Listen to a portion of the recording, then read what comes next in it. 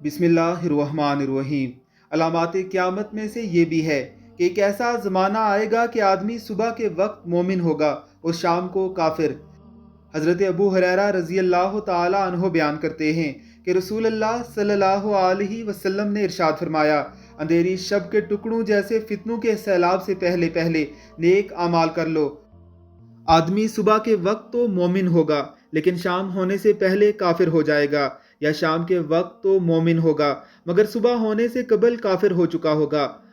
آدمی معمولی سے دنیاوی فائدے کے عوض اپنا دین فروخت کر دے گا۔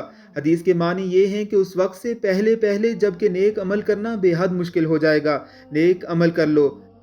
پے در پہ روز افزوں فتنوں کے اس دور میں جو اندھیری رات کے ٹکڑوں کی طرح ہوگی، چاندنی کا اس میں نشان تک نہیں ہوگا۔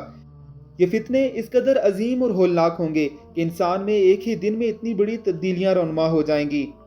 وہ ایک وقت میں مسلمان اور دوسرے وقت میں کافر ہو جائے گا۔ یہ اس زمانے کا حال ہے جس میں انسان کا دین کمزور ہوگا، دین کے بارے میں اسے بہت سے شبہات ہوں گے، دین کی قطعاً کوئی واقفیت نہ ہوگی، جس کی وجہ سے وہ دین کو ترک کر دے گا، یا کسی دنیاوی مفاد اور ذاتی مصلحت کی وجہ سے دین کے بارے میں اس کے پایہ ثبات میں لغزش پیدا ہو جائے گی۔